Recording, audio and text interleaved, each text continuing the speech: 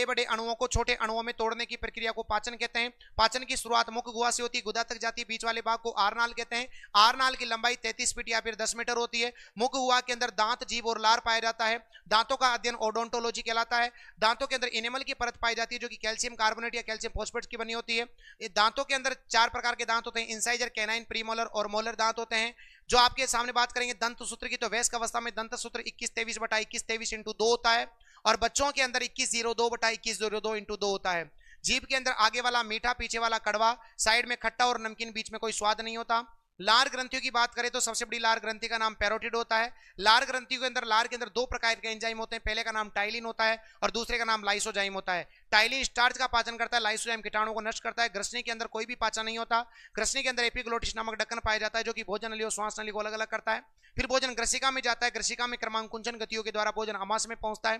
ग्रसिका में भी कोई पाचन नहीं होता। फिर अमाशय के बाद बात करेंगे तो अमाशय में जठर ग्रंथियां पाई जाती है और जठर ग्रंथियों में जठर रस पाया जाता है और जठर रस के अंदर एचसीएल अम्ल होता है और एचसीएल अम्ल से सुरक्षा करने का काम श्लेष्मा करती है। ज्यादा मात्रा में एलसीएल अम्ल बढ़ने से पेट में एसिडिटी हो जाती है और एसिडिटी को समाप्त करने के लिए मिल्क ऑफ मैग्नीशिया MgOH2 का सेवन किया जाता है। अमाशय के अंदर 3 प्रकार की सेल पाई जाती है। सबसे पहले के नाम गोबलेट सेल होती है जो कि श्लेष्मा का सेक्रेशन करती है। दूसरे का नाम होता है ऑक्जेंटिक सेल जो कि एचसीएल अम्ल का सेक्रेशन करती है और सबसे लास्ट के अंदर पाई जाती है आपके सामने मुख्य सेल जो कि निष्क्रिय एंजाइम्स जिसमें पेप्सिनोजन और प्रोरेनिन पाया जाता है। पेप्सिनोजन को पेप्सिन में बदलने का कार्य एचसीएल करता है और पेप्सिन करता है प्रोटीन का पाचन। प्रोरेनिन को एचसीएल अम्ल रेनिन में बदलता है। रेनिन क्या करता है? मां के दूध का पाचन करता है। अमाशय की बात करें तो इसके अंदर आपके अमाशय के बाद आता है छोटी आंत। छोटी आंत के अंदर सर्वाधिक मात्रा में पाचन होता है, अंतिम पाचन होता है, भोजन का सर्वाधिक अवशोषण होता है।